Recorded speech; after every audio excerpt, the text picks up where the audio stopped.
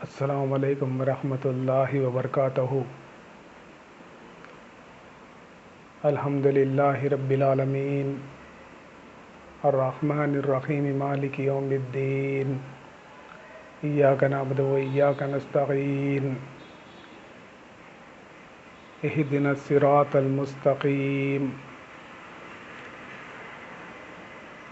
والصلاة والسلام علی انبیاء السابقین وعلی آل سید المرسلین وعلی آل اصحاب اجمعین، اما بعد۔ بسم اللہ الرحمن الرحیم۔ انما یرید الشیطان ان یوقع بینکم العداوۃ والبغضاء فی الخمر والمیسر ویصدکم عن ذکر اللہ وعن الصلاۃ۔ صدق اللہ العظیم۔ تمام تعریفیں و ستائش اللہ رب العالمین کے لیے جو تمام جہانوں کا مالک ہے، خالق ہے، رازق ہے۔ درود و سلام ہمارے آقا حضرت محمد رسول اللہ صلی اللہ علیہ وسلم پر۔ اللہم صلی علی سیدنا مولانا محمد مبارک وسلم۔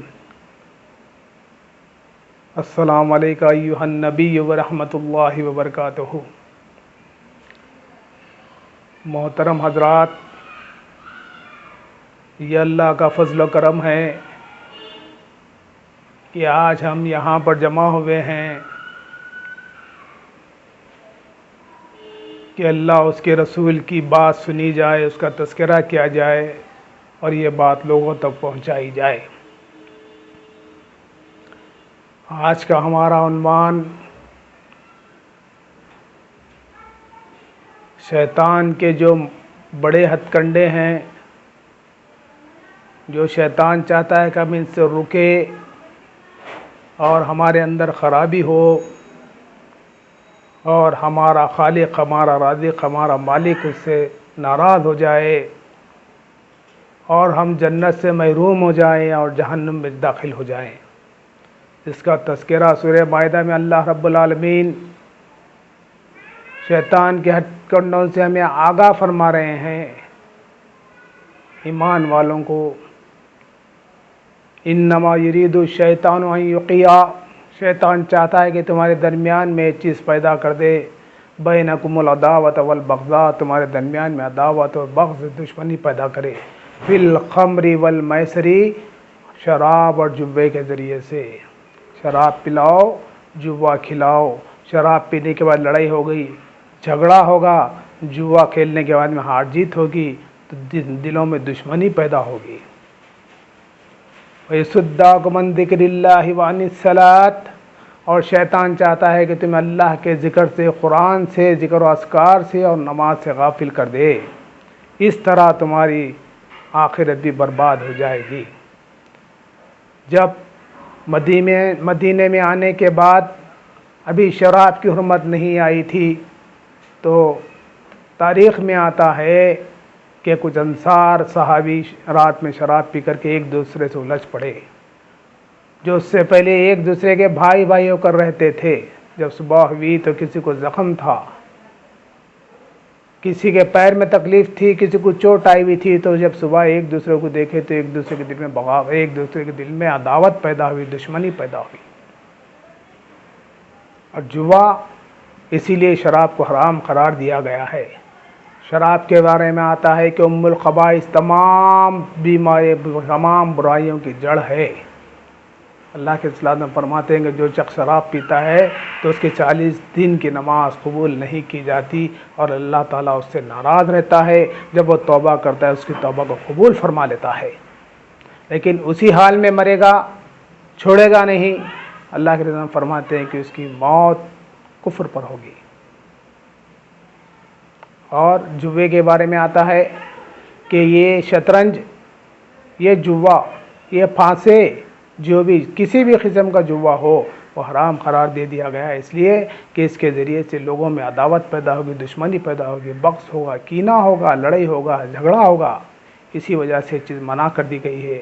آپ صلی اللہ علیہ وسلم فرماتے ہیں کہ اگر کوئی شخص جوا کھیل رہا ہے، شطرنج کھیل رہا ہے اور کسی بھی جوے میں ملوث ہے، اس کے باوجود اگر وضو کر کے نماز پڑھے، اللہ کے رسول صلی اللہ علیہ وسلم فرماتے ہیں کہ اس نے خنزیر کے گوشت میں یہ ہاتھ ڈالا اور خنزیر کے خون سے اس نے وضو کر کے نماز پڑھی ہے۔ تو یہ بہت بڑی چیز ہے، شیطان کے بہت بڑے ہتھ کنڈے ہیں، اس سے بچنے کی ہم کو ضرورت ہے۔ اللہ تعالی ہم کو بچانا چاہتے ہیں، قرآن کے ذریعے سے یہ بتانا چاہتے ہیں کہ یہ خبیثات ہے، یہ کبیرہ گناہ ہے، یہ بہت بڑے عذاب کا کام ہے۔ شیطان کی اتباع نہ کرو، میری اتباع کرو۔ ولا تتبعوا خطوات الشیطان انہ لکم عدو مبین، شیطان تمہارا کھلا دشمن ہے، اس کی اتباع نہ کرو بلکہ تمہارا کھلا دشمن ہے۔ کیا کرے گا؟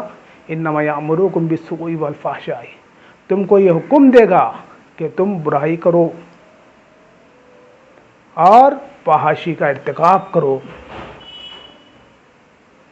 اور عن ذکر اللہ، اللہ کے ذکر سے، وَيَصُدَّكُمْ عَنْ ذِكْرِ اللَّهِ وَعَنِ الصَّلَاةِ، اور چاہتا ہے کہ تم اللہ کے ذکر سے، قرآن سے روکے، اللہ کے ذکر سے روکے، تسبیحات سے روکے اور نماز سے روکے۔ اس کے دو اور بڑے ہتھ کنڈے ہیں جس کے اللہ تعالیٰ ہمیں اس بات کو باخبر کر رہا ہے، بتا رہا ہے۔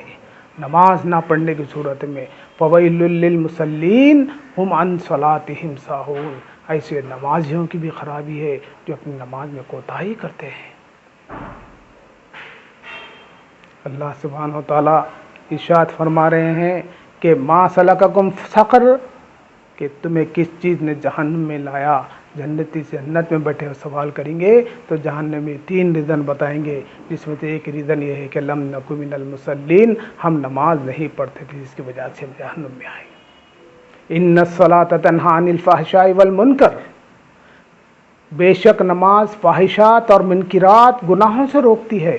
شیطان چاہتا ہے کہ تم کو نماز سے روکے اور تمہارے اندر ایک خصلت، تمہارے اندر خوبی پیدا نہ ہو کہ تم منکرات سے اور فحاشی سے روکے۔